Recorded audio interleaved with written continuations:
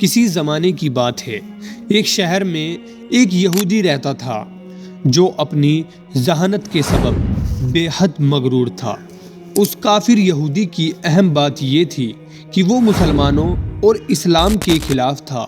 اکثر بے ہودہ سوالات نکالتا اور لوگوں کو چیلنج کرتا کہ میرے سوالوں کے جواب دو، اور اس طرح وہ اپنی غلیظ سوچ سے سب کو نیچا دکھاتا تھا، اور یوں اس کو اپنی ذہانت پر بے حد غرور ہو گیا تھا۔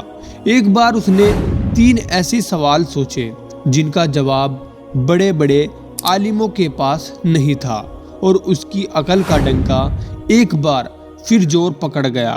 اس کے سوالات کچھ یوں تھے۔ اس کا پہلا سوال یہ تھا کہ جب کسی نے اللہ کو نہیں دیکھا تو تم اپنے کلمے میں اپنے اللہ کی وحدانیت کی گواہی کیسے دیتے ہو کہ اللہ کے سوا کوئی معبود نہیں؟ اس کا دوسرا سوال یہ تھا، جب ہر چیز پر اللہ قادر ہے اور جو کچھ بھی ہوتا ہے وہ اللہ کی مرضی سے ہوتا ہے، تو کسی بری بات کے لیے انسان کیوں قصوروار کہلائے گا؟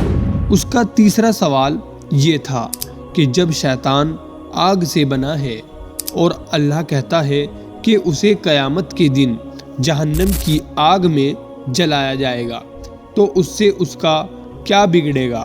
بھلا آگ کا آگ پر کیا اثر ہوگا؟ یوں اس نے اپنے سوالات پیش کیے کہ کوئی بھی اس کے سوالوں کا جواب نہیں دے سکا۔ کچھ دن گزر گئے۔ ایک دن وہ کافر یہودی کسی کام سے باہر نکلا۔ ابھی وہ کچھ دور ہی گیا تھا تو اس کا گزر ایک درویش کے پاس سے ہوا جو کہ زمین پر بیٹھے مٹی کے 2-3 بڑے بڑے گولے بنا رہے تھے۔ جیسے ہی وہ کافر یہودی ان کے پاس سے گزرا، انہوں نے اسے آواز دی اور اپنے پاس آنے کو کہا۔ وہ کافر ان درویش کے پاس چلا گیا۔ انہوں نے کہا، سنا ہے تمہارے چند سوالات ہیں جن کا آج تک کوئی جواب نہیں دے پایا ہے، تم مجھے بھی اپنے سوالات بتاؤ، شاید میرے پاس ان کا کوئی جواب موجود ہو۔ یہ سن کر وہ کافر بڑے تکبر سے مسکرایا اور کہنے لگا، جناب میرے سوال کے تو بڑے بڑے علماء جواب نہیں دے پائے ہیں، تو ایک درویش کے پاس کیا علم ہوگا؟ یہ سن کر وہ بزرگ مسکرائے اور کہنے لگے، اپنے سوالات بیان کرو۔ اب ایک ایک کر کے اس یہودی نے اپنے سوالات دہرائے۔ کہنے لگا کہ میرا پہلا سوال یہ ہے کہ جب اللہ کو کسی نے نہیں دیکھا ہے تو تم اپنے کلمے میں اللہ کی وحدانیت کی گواہی کیسے دیتے ہو کہ اللہ کے سوا کوئی معبود نہیں ہے؟ میرا دوسرا سوال یہ ہے کہ جب ہر چیز پر اللہ قادر ہے اور دنیا میں جو کچھ بھی ہوتا ہے سب کچھ اللہ کی مرضی سے ہوتا ہے، تو پھر کسی بری بات کے لیے انسان قصوروار کیوں کہلائے گا؟ تیسرا سوال اس نے یہ پوچھا کہ جب شیطان آگ سے بنا ہوا ہے تو اللہ کہتا ہے کہ میں قیامت کے دن جہنم کی آگ سے شیطان کو جلاؤں گا، اس آگ سے بھلا اس کا کیا بگڑے گا؟ بھلا آگ کا آگ پر کیا اثر ہوگا؟ میرے یہ 3 سوال ہیں جن کا کسی کے پاس جواب نہیں ہے۔ وہ درویش بزرگ اسے دیکھتے رہے اور کچھ دیر سوچتے رہے۔ وہ کافر یہودی من ہی من میں خوش ہو رہا تھا، جس کا اندازہ اس کی مسکراہٹ سے ہوتا تھا۔ ایک دم اس درویش نے اپنے ہاتھ میں موجود مٹی کا گولا اس یہودی کے سر پر دے مارا اور اس کے سر سے خون بہنا شروع ہو گیا۔ وہ اٹھ کر کھڑا ہوا اور کہنے لگا، یہ کیا ظلم کیا تم نے؟ مجھے تم نے کیوں مارا؟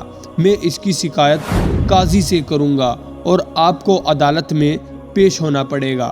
یہ کہہ کر وہ یہودی سیدھا قاضی کے پاس پہنچا اور اپنا مدعا بیان کیا۔ اس کے سر سے ابھی تک بھی خون بہہ رہا تھا اور تکلیف سے اس کا برا حال تھا۔ چنانچہ درویش بزرگ کو قاضی صاحب کے سامنے پیش کیا گیا اب قاضی صاحب نے پوچھا، حضرت آپ نے کس گناہ پر اس آدمی کو مارا ہے؟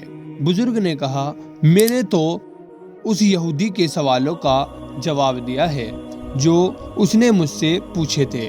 اب یہ بنا وجہ مجھ پر الزام لگا رہا ہے۔ عدالت میں موجود ہر شخص حیران تھا، کیونکہ بہرحال سبھی کافر کے ان سبھی سوالوں سے واقف تھے۔ قاضی صاحب کہنے لگے، کہاں ہے وہ سوال اور اس کے جواب؟ ہمیں تو کچھ پتہ نہیں چلتا۔ اس پر وہ بزرگ فرمانے لگے، جناب، اس نے پہلا سوال مجھ سے یہ کیا کہ جب اللہ دکھائی نہیں دیتا تو کیسے ہم اس کی موجودگی کی گواہی دیتے ہیں؟ اس کا جواب مجھ پر لگائے گئے الزام میں ہے۔ اس نے کہا، مجھے سر پر چوٹ لگنے سے درد ہو رہا ہے، لیکن اس کے پاس اس بات کا کوئی گواہ موجود ہے؟ وہ کافر بولا، اس بات کا گواہ کیسے ہو؟ درد تو مجھے ہو رہا ہے۔ نہ درویش نے کہا، یہ ہم کیسے مان لیں تمہیں درد ہو رہا ہے؟ وہ یہودی بولا، مجھے درد محسوس ہو رہا ہے۔ اس پر بزرگ نے فرمایا، ٹھیک اسی طرح جس طرح تمہارا درد دکھائی نہیں دے رہا ہے اور تم محسوس کر رہے ہو، ہمیں بھی خدا دکھائی نہیں دیتا، پر ہم اسے اپنے پاس ہر وقت محسوس کرتے ہیں، کیونکہ دنیا میں اس کی قدرت کے نظارے جگہ جگہ موجود ہے۔ وہ یہودی حیران ہو کر کہنے لگا، چلو مان لیا، پہلا جواب مجھے مل گیا، اب میرے دوسرے سوال کا جواب دو۔ وہ بزرگ بولے، تم کہتے ہو جو کرتا ہے اللہ ہی کرتا ہے، اس میں بندے کا کیا قصور ہے؟ اس کے دوسرے سوال کا جواب اس کے الزام میں ہی موجود ہے جو اس نے مجھ پر لگایا ہے۔ جب سب اللہ نے کیا ہے تو اس میں میرا کیا قصور ہے؟ اس نے مجھ پر الزام کیوں لگایا؟ اب اس کے دوسرے سوال کا جواب بھی اس کے سامنے آ گیا تھا۔ پھر وہ کہنے لگا، اچھا مان لیا، مجھے میرے دوسرے سوال کا جواب بھی مل گیا، کیا آپ کے پاس میرے تیسرے سوال کا جواب موجود ہے؟